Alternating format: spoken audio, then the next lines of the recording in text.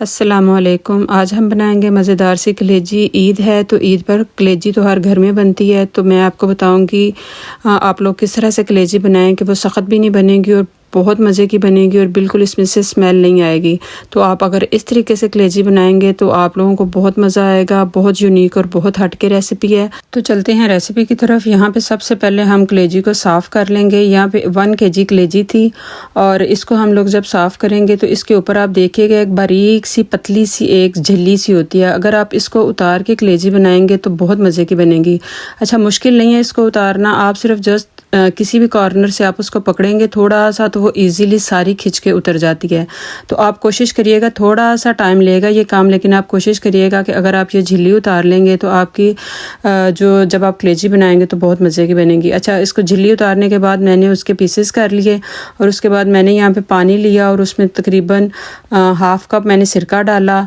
पानी आप किसी खुले बर्तन में लीजिएगा। उसके बाद कटी हुई जो कलेजी है वो इसमें डाल के हम इसको रख देंगे तकरीबन 15 से 20 मिनट के लिए। हम कलेजी को सिरके वाले पानी में सोक होने के लिए हम लोग रख देंगे और 15 से 20 मिनट के बाद आप इसको ड्रेन करें और अच्छे से साफ़ पानी से आप इसको धो लें। तो ये देखें कलेजी का रंग जो है वो बिल्कुल ही चेंज हो गया और इसमें से जितना ब्लड था वो सारा निकल गया सिरके वाले पानी में। अब हम इसको मैरिनेट कर लेते हैं। तो कलेजी में मैंने 2 बड़े चम्मच दही के डाले और दही वही है, आप इसको पहले मलमल के कपड़े में डाल के दही को रख ले, उसका एक्स्ट्रा पानी निकल जाए। तो आपने थिक दही जो है वो यूज़ करना है। और उसके बाद मैंने इसमें बड़ा चम्मच अदरक लहसुन का पेस्ट जो है वो ऐड किया।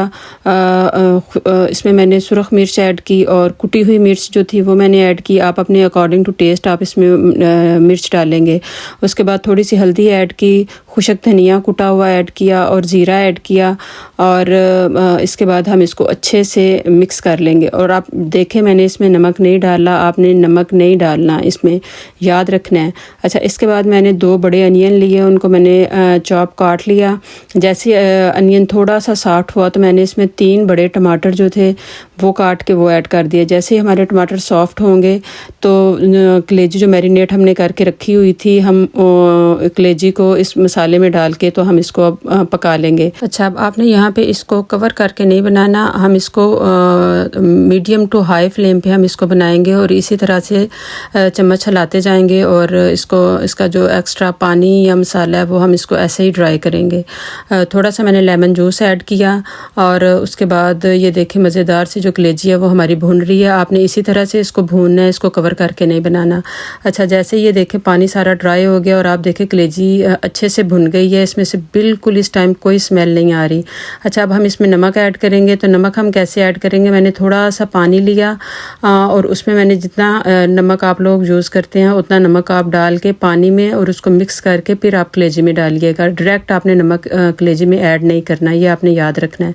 इस तरह से नमक ऐड करने के बाद आप थोड़ी देर इसको और भुने और उसके बाद मैंने इसमें गरम मसाला ऐड किया, थोड़ी सी कसूरी मेथी ऐड की।